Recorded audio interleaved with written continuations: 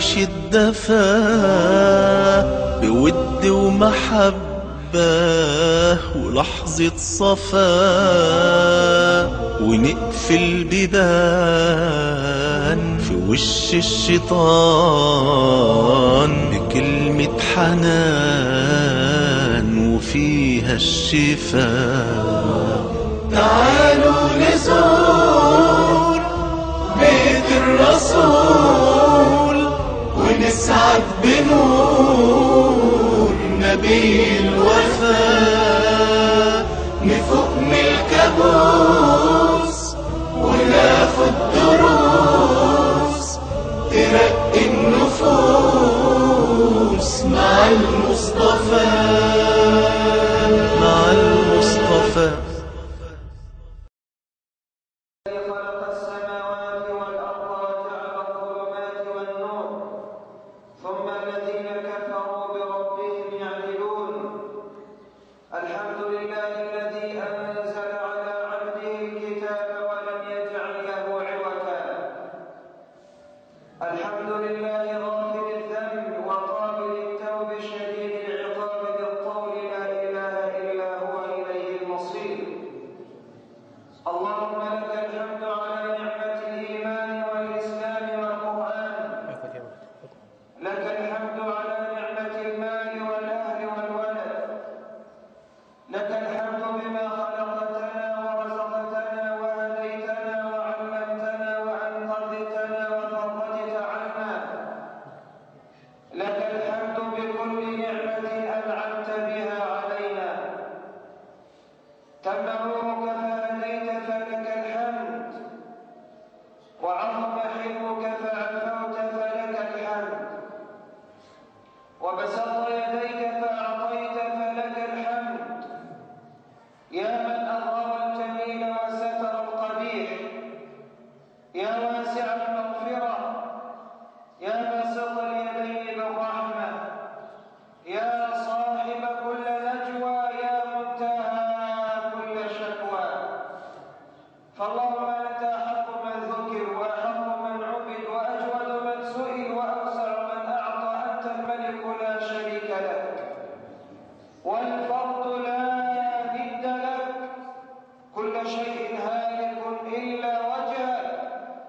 فأشهد أن لا إله إلا الله وحده لا شريك له، وأشهد أن محمدًا عبده ورسوله وصفوته من خلقه وحبيبه. ثم أما بعد، فإن أصدق الحديث كتاب الله تعالى، وخير الهدي هدي محمد صلى الله عليه وسلم، وشر الأمور محدثاتها وكل محدثة بدعة وكل بدعة ضلالة وكل ضلالة في النار. ثم أما بعد، أيها الأحبة الكرام، ليس من الغريب أن يهاجم الإسلام وأن تشن عليه حروب ضارية، لكن الأعجب والأغرب لما يهاجم الإسلام من المسلمين. وسنة الله عز وجل في خلقه ثابتة لا تتبدل ولا تتغير، فالهجوم على الإسلام مستمر. بدأ الإسلام غريبا وسيعود غريبا، فطوبى للغرباء. فرسول الله صلى الله عليه وسلم هوجم وأوذي إيذاء شديدا، وشتم وسب النبي صلى الله عليه وسلم وضرب لما صدع بالدعوة إلى الله عز وجل. في الأيام السابقة الماضية،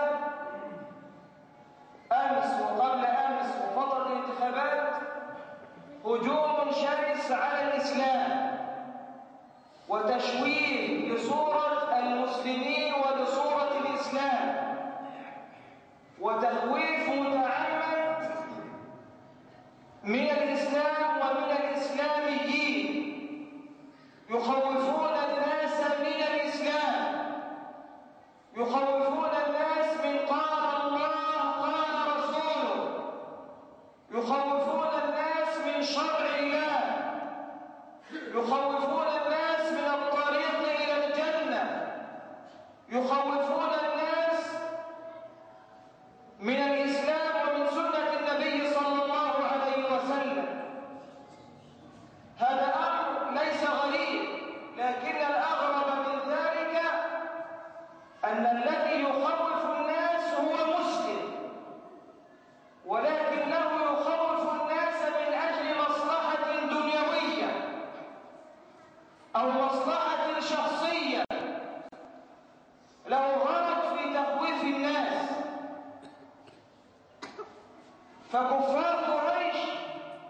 كانوا يخوفون الناس من الإسلام ويضطهدون من يتبع النبي صلى الله عليه وسلم.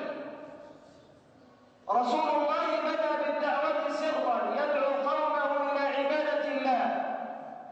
من يرى فيه الاستعداد لقبول هذه الدعوة يدعوه سرا حتى بلغ عدد المسلمين 40 رجل وكذا امرأة، وقويت شوكة الإسلام بإسلام حمزة عم النبي صلى الله عليه وسلم وعمر بن الخطاب استجابة لدعاء النبي: اللهم أيد الإسلام بأحد العمرين، عمرو بن هشام أو عمر بن الخطاب رضي الله عنه وارضاه.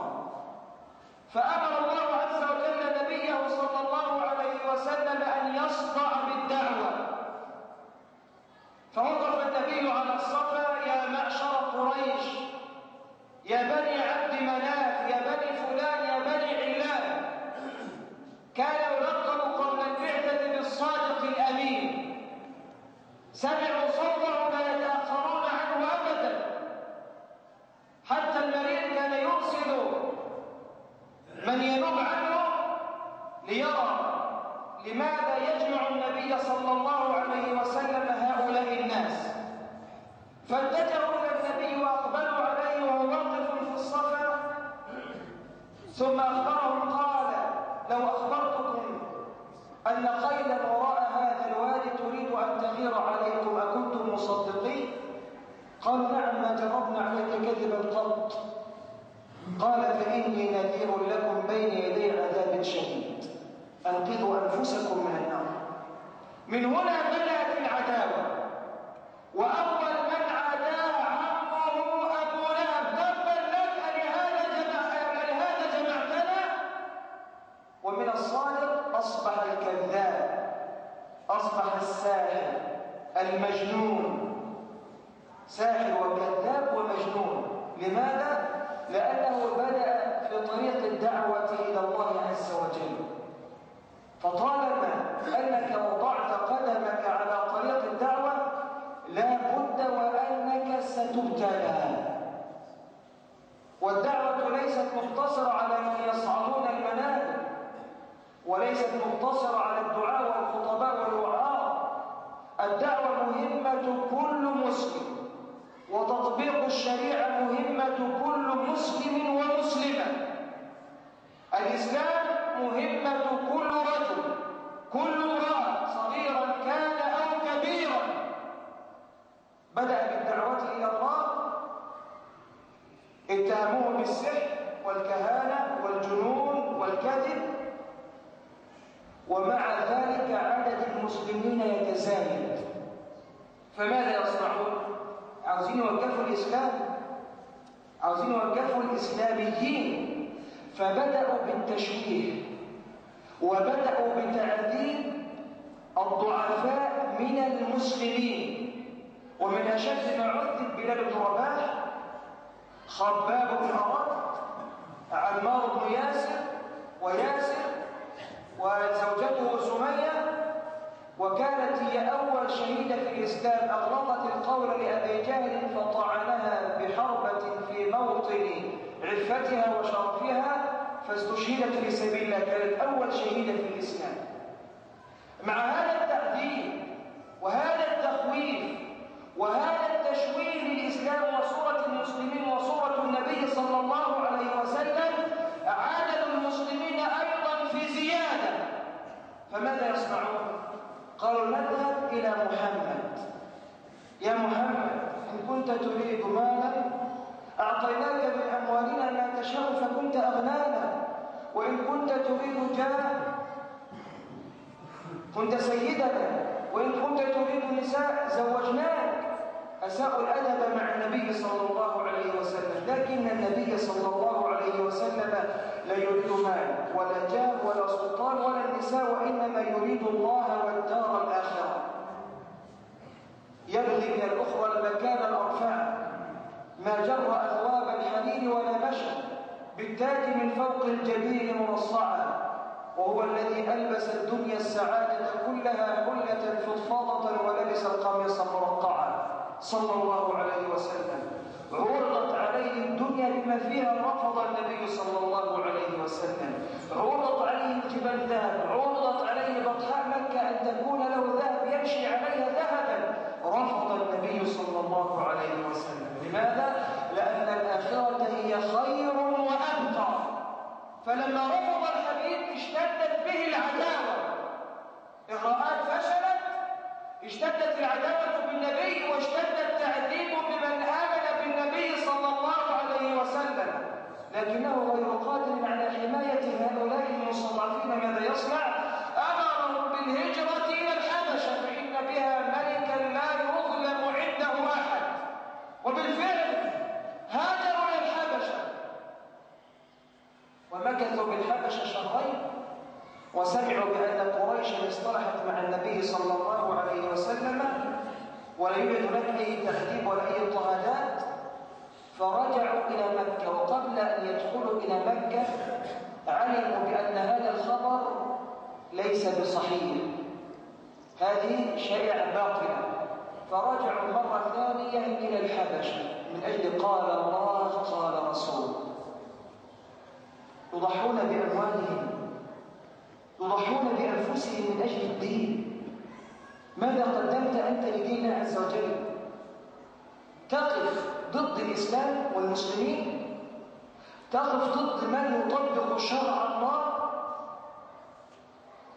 هذا هو الخير الذي تقدمه لدين الله عز وجل؟ تقف ضد هؤلاء وتشوه صورة الإسلام والمسلمين وتخوف الناس من تطبيق الشريعة؟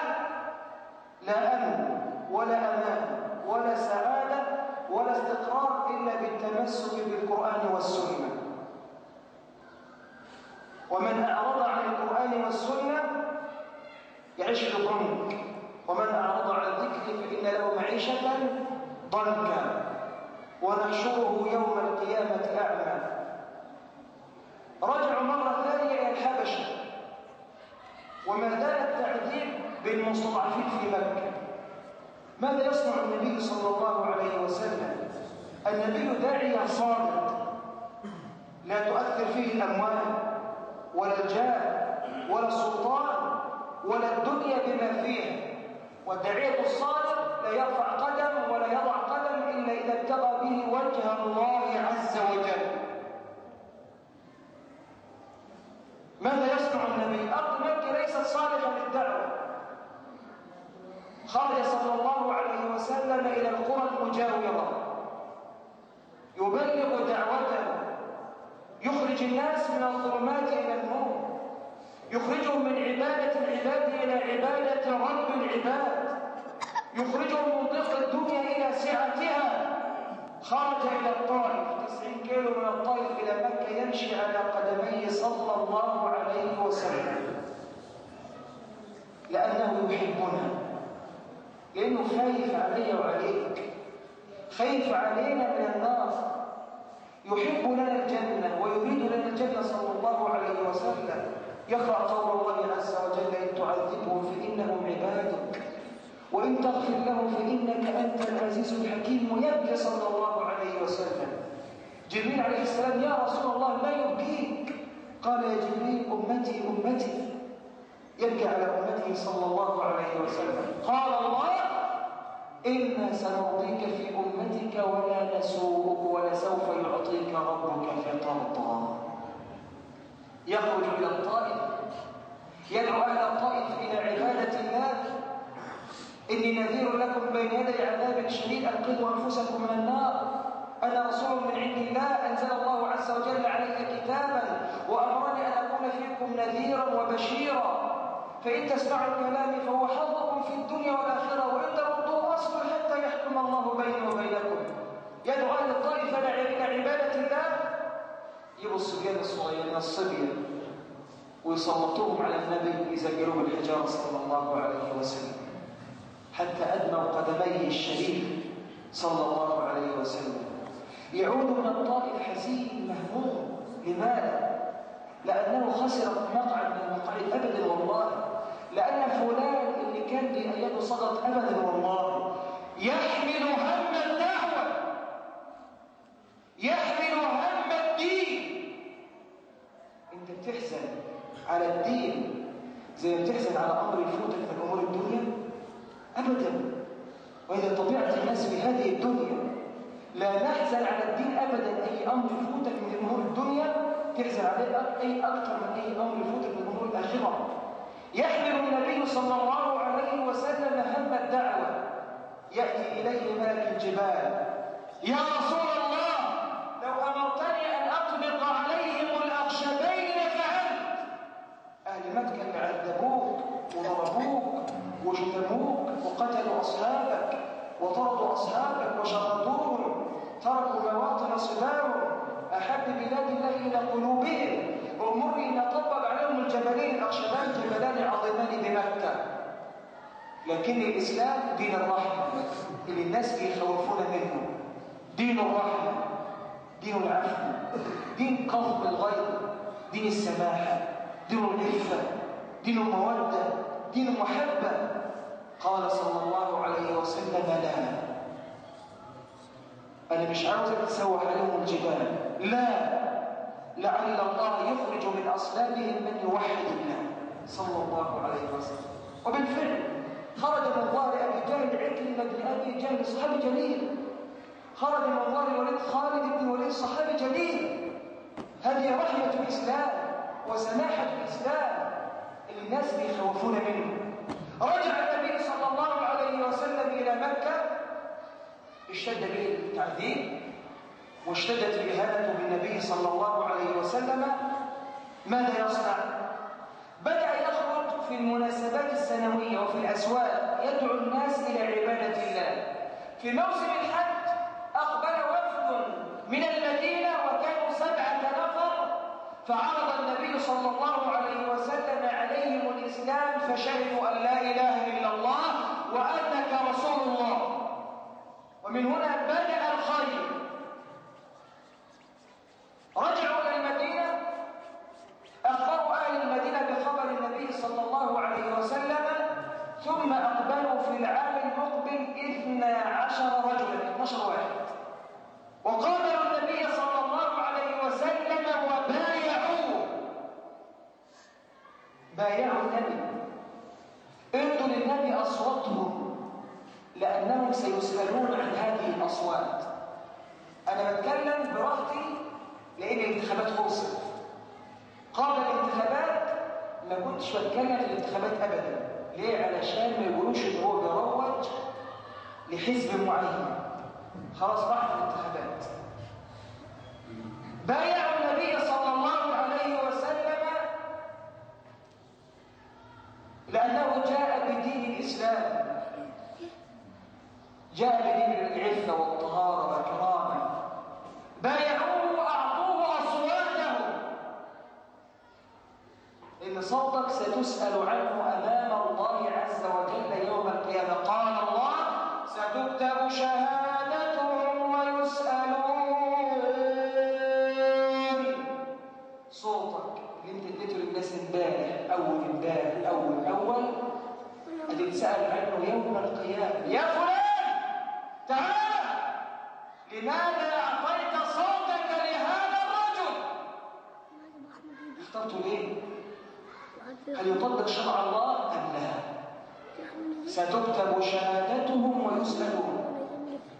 بايعوا النبي صلى الله عليه وسلم، ثم أرسل معهم مصعب بن عمير إلى المدينة، فبدأ يعلم الناس في المدينة دين الإسلام، فما بقيت دار من دور أهل الأنصار في المدينة إلا فيها رجل أو امرأة من المسلمين.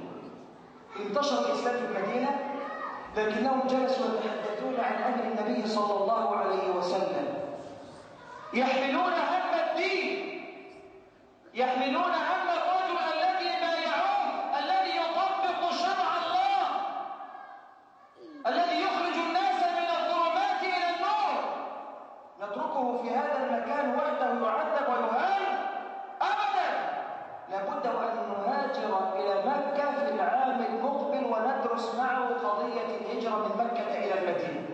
ما نسيبش النبي لوحده أبدا، ما نسيبش أبدا الرجل اللي بيحبنا ده، ما نسيبش أبدا الرجل اللي يطبق شرع الله ده أبدا، هي بجنبه. في العام المقبل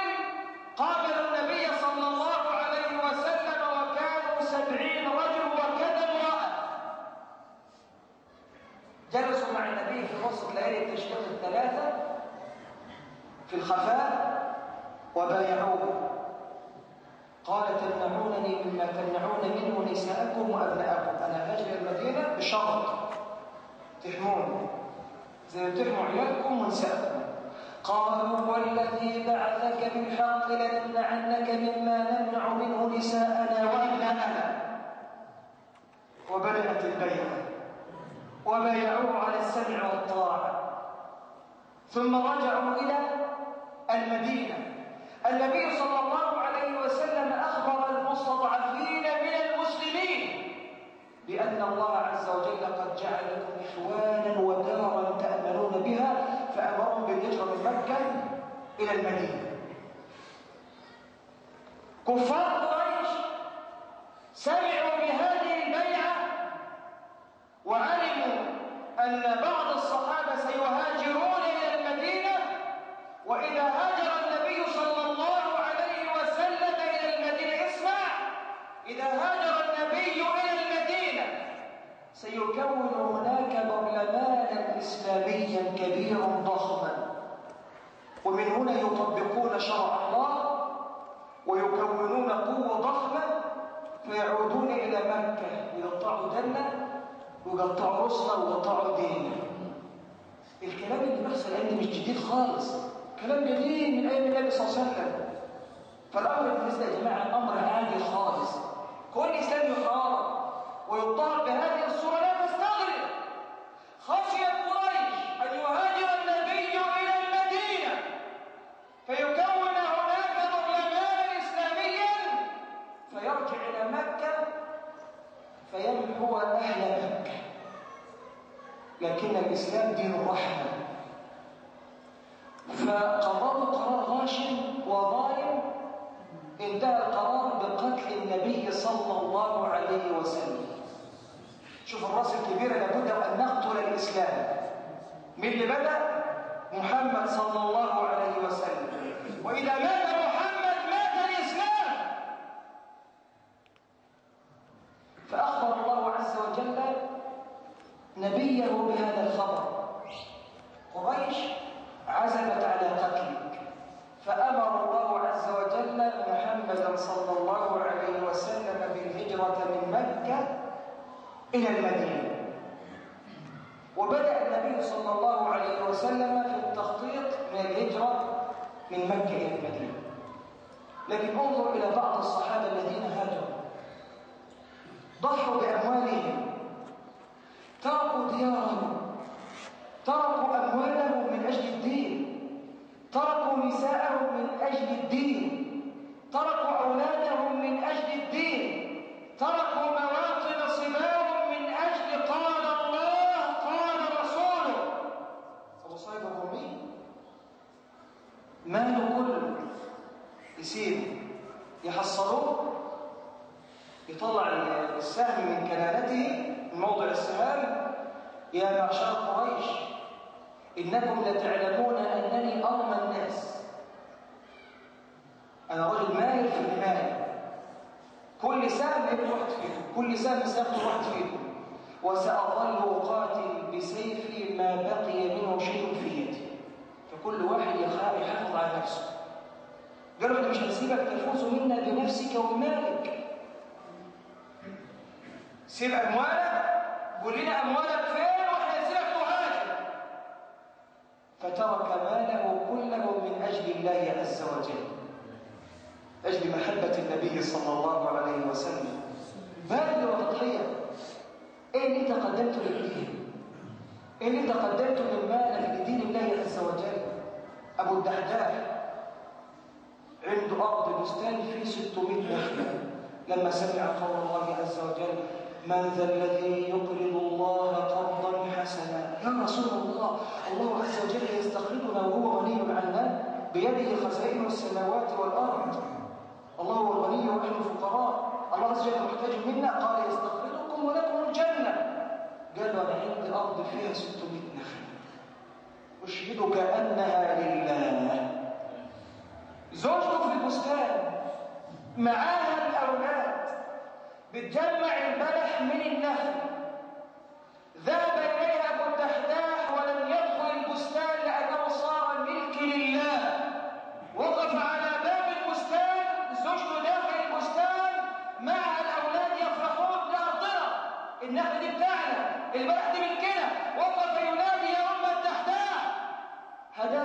سبل الرشاد إلى سبيل الخير والسداد. اخرجي من الحياة بالوداد فقد مضى قربا إلى التنادي. أقرضته الله على اعتمادي بالطوع لا من ولا ارتداد. فارتحلي بالنفس والأولاد. الله أكبر.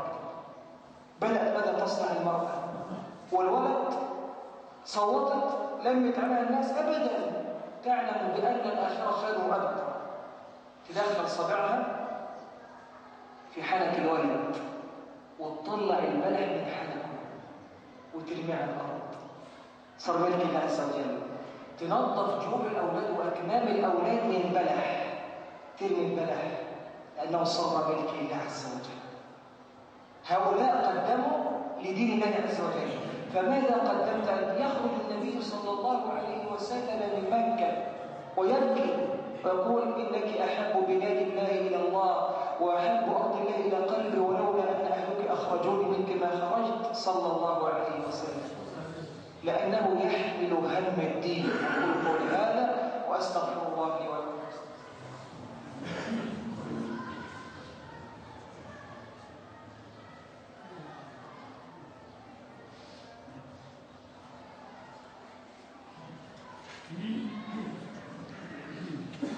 الحمد لله رب العالمين والعاقبة للمتقين ولا عدوان إلا على الظالمين، وأشهد أن لا إله إلا الله وحده لا شريك له، وأشهد أن محمدا عبده ورسوله وصفوته من خلقه وحبيبه. ثم أما بعد، أيها الأحبة الكرام، الحرب على الإسلام قائمة قديما وحديثا، وهذا أمر ليس غريب وليس بعجيب.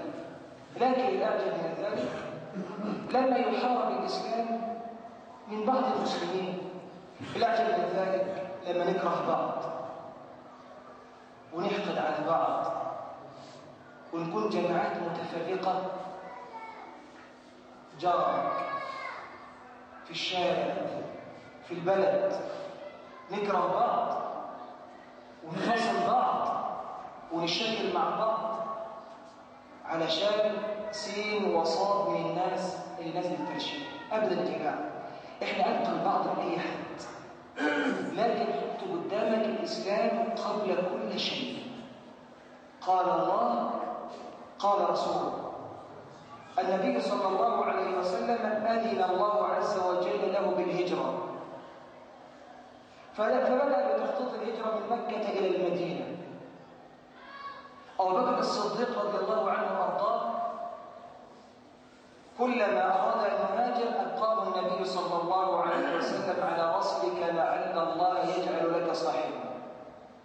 علي بن أبي طالب شاب في ريعان الشباب ينام في فراشه ويتغطى بغطائه، يجعل من جسده درعا لحماية النبي صلى الله عليه وسلم لأنه يحب دين الله. ينام مكان النبي ويغطى بغطاء النبي معرض للقتل. من أجل ماذا يا جماعة؟ من أجل قال الله قال رسوله، من أجل الإسلام.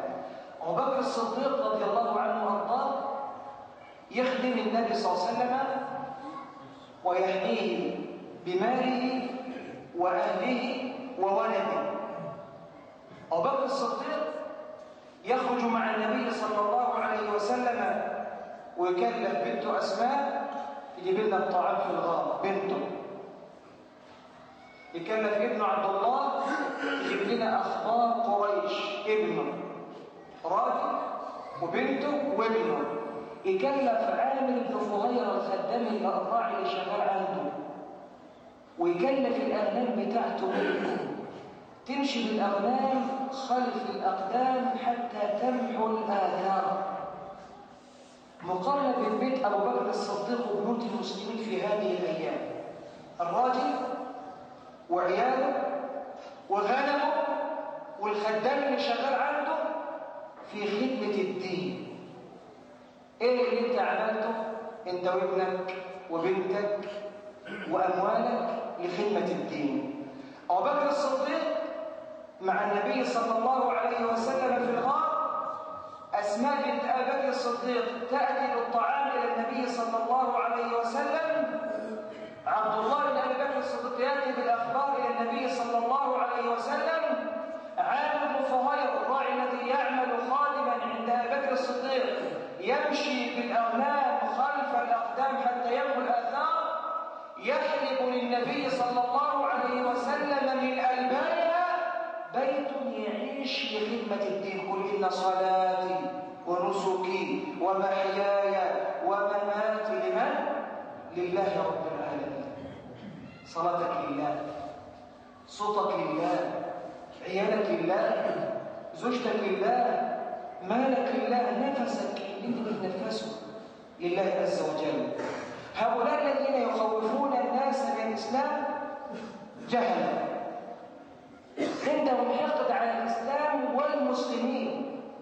الإسلام هو الذي أخرج الناس من الظلمات إلى النور. الإسلام دين الرحمة. الإسلام الذي عرف الرجل حق أخيه، حق الزوجة، حق الزوج، حق الوالدين. الإسلام الذي يكره التشدد ويكره العنف. النبي صلى الله عليه وسلم أنكر على هؤلاء الثلاثة الذين شددوا على أنفسهم. قال أحدهم إني أصوم ولا أفطر، وقال الثاني إني أقوم الليل ولا أنام، وقال الثالث إني لا أتزوج النساء. قال صلى الله عليه وسلم أنا أتقاكم وأعلمكم بالله وأتقاكم لله، فإني أصوم وأفطر وأقوم وأنام وأتزوج النساء، فمن رغب عن سنتي فليس مني. الإسلام الذي يكره التشدد على الناس.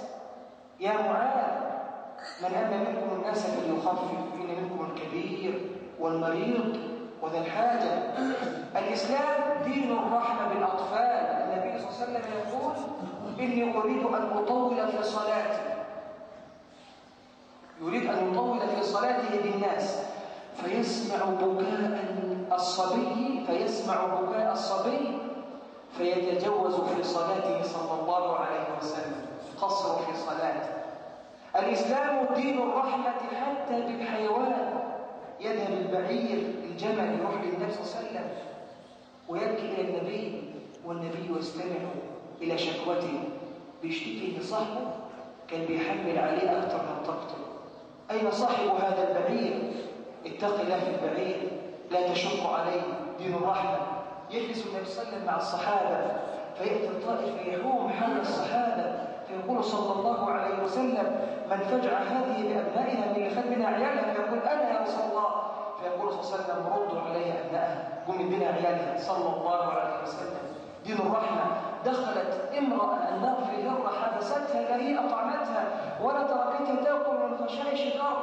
دخلت امرأة البغي الجنة في كلب سقته، فشكر الله لها فغفر الله لها فأدخلها الله الجنة.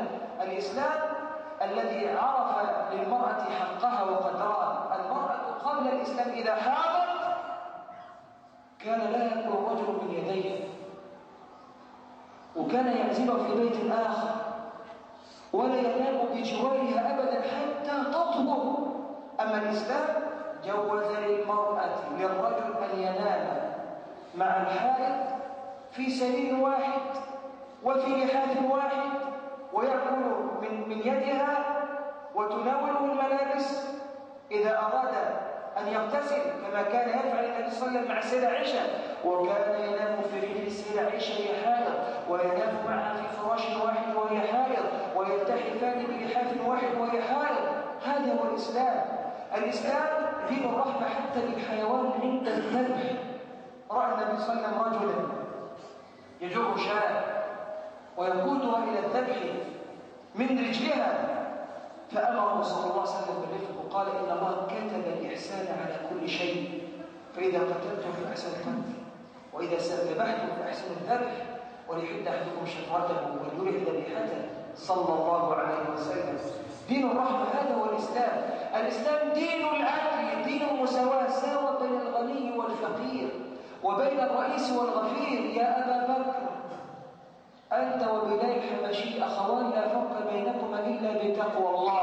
يا عمر يا فاروق الإسلام أنت وصهيب الرومي أخوان لا فرق بينكما إلا بتقوى الله. يا علي أنت وسلمان أخوان لا فرق بينكما إلا بتقوى الله. إن أكرمكم عند الله أتقاكم. إنما ينظر إلى قلوبكم وأعمالكم. الإسلام دين العدل ودين الكلمة الطيبة ودين الرأي. تكلم سيدنا عمر رضي الله عنه وارضاه يخطب في الناس فيقف فيهم خطيبا: اسمعوا لما أحدثكم به. فيقول سلمان رضي الله عنه وارضاه: لا تتكلم ولا يسمع. لماذا؟ وكان رئيس الدولة يقوم واحد من الرعية من الشعب يسكته ويتكلم ورد عليه بالاسلوب ده شديد. فسكت عمر رضي الله عنه وارضاه.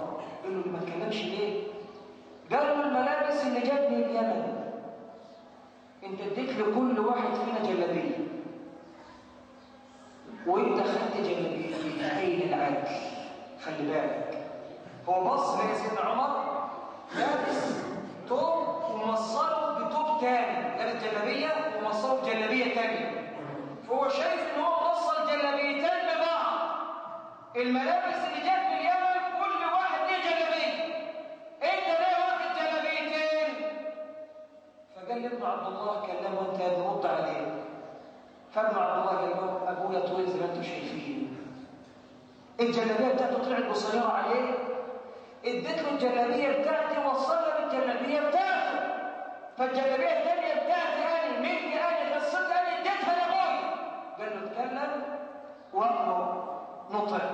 دين العدل يا جماعه، دين الرحمه، دين المساواه، دين الناس بيخوفونا منه، بيكرهوك في الاسلام، بيكرهوك في الاسلاميين. ما ينفعش ابدا. انت احرص الناس على حمايه الاسلام. حمايه الاسلام قضيه كل رجل كل امراه، مش قضيه الناس المشايخ اللي بيصعدوا المنابر ابدا يا جماعه. حمايه الاسلام قضيه كل انسان مسلم خلق بعض في الانتخابات، ونكون حبايب الانتخابات، وايام الانتخابات نفضل شايلين وحاقدين وتمتلئ قلوبنا غيظا وحقد وغل ونفترق لاجل الانتخابات ابدا. ديننا دين الرحمه، دين المحبه، دين الموده، دين الصفاء، دين الالفه، دين وحده. النبي صلى الله عليه وسلم قابله رجل وطلب منه صدقه باسلوب غير لائق، وجد له من ثيابه جبة قوية. يقول أنس: حتى علم الرداء في عنق النبي صلى الله عليه وسلم، أثر الرداء في عنق النبي من شدة الجد، أثر الرداء في عنق النبي صلى الله عليه وسلم. يقول النبي إيه؟ أعطني من مالك، من مال الله، فإنه ليس مالك ولا مال أبيك. الفلوس اللي معاك دي لا بتاعتك ولا بتاعت أبوك، اديني فلوس. صدق الله أبدا. ماذا فعل صلى الله عليه وسلم؟ ابتسم النبي صلى الله عليه وسلم وقال: أعطوه من مال الله صلى الله عليه وسلم. رحمة، محبة، ما شالش ايده وضرب في وشه ولا ضربه ولا غضب منه ولا شال في صدره ابدا. صلى الله عليه وسلم دين مودة، دين الرحمة. فأرجو يعني نصيحة لنفسي واخواني الكرام، ابائي الافاضل، امهات الكريمات، يعني هذه النخوة وهذه المشاكل اللي حصلت في الانتخابات والأحقاد والضغائن وامتلاء القلوب غيظا وحقدا وغلا والحسد الذي ملأ بعض القلوب، أرجو ألا يعود أبدا، وأن نخرج بالمحبة والصفاء والمودة. هذا هو ديننا، والكاظمين الغيظ والعافين عن الناس، والله يحب المحسنين. اللهم اغفر لنا وارحمنا، عافنا واعف عنا، تجاوز عن سيئاتنا. اللهم اغفر لنا من خشيتك ما تحول به بيننا وبين معصيتك، ومن طاعتك ما تبلغنا به جنتك، ومن اليقين ما تهون به علينا مصائب الدنيا. متعنا اللهم باسماعنا وابصارنا وقوتنا ابدا ما ابقيتنا، واجعله الوارث منا، واجعل ثارنا على من ظلمنا، وانصرنا على من عادانا، ولا تجعل مصيبتنا في ديننا، ولا تجعل الدنيا اكبر همنا ولا مبلغ علمنا ولا الى النار مصيرنا، واجعل الجنه هي دارنا